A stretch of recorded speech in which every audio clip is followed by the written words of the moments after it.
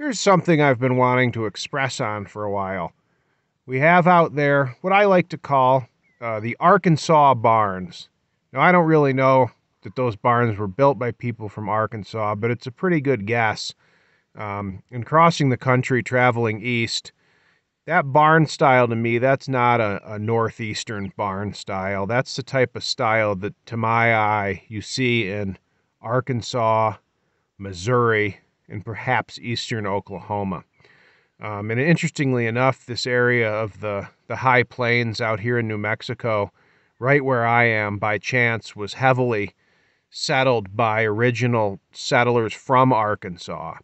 And a lot of the people, they can actually trace their family line back to where they left Arkansas, or they left West Virginia or Kentucky. So they originally left the northeastern Appalachians of West Virginia, the western part of Virginia state itself, and Kentucky, eastern Kentucky in the hills.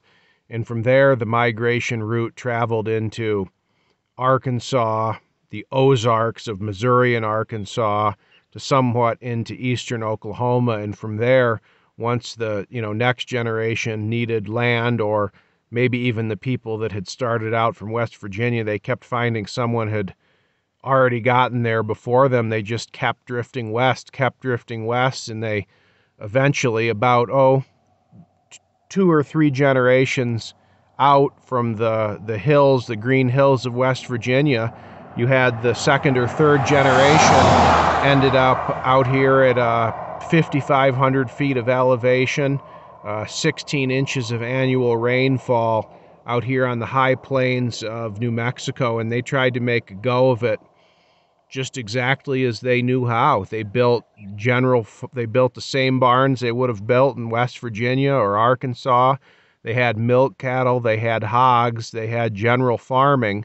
And interestingly, many of the descendants are still here. A lot of the people that I know and deal with on a daily basis are really, amongst the Anglos, that is, are essentially of Southern or Appalachian origin. And some people out here still have an Arkansas or West Virginia type accent. Many don't, but you can hear Southern accents out here. And the manner of farming that they were pursuing is almost entirely gone, but many of their descendants are still right here, and they were able to successfully adapt to the lifestyle of cattle grazing on these semi-arid ranges, which have, summer rainfall and then a long winter and sometimes, unfortunately, spring drought. So they were able to shift to an entirely new existence.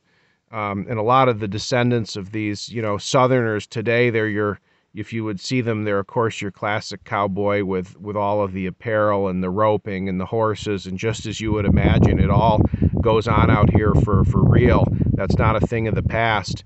But it's kind of amusing that a lot of those men, their grandfathers were essentially Eastern hillbillies.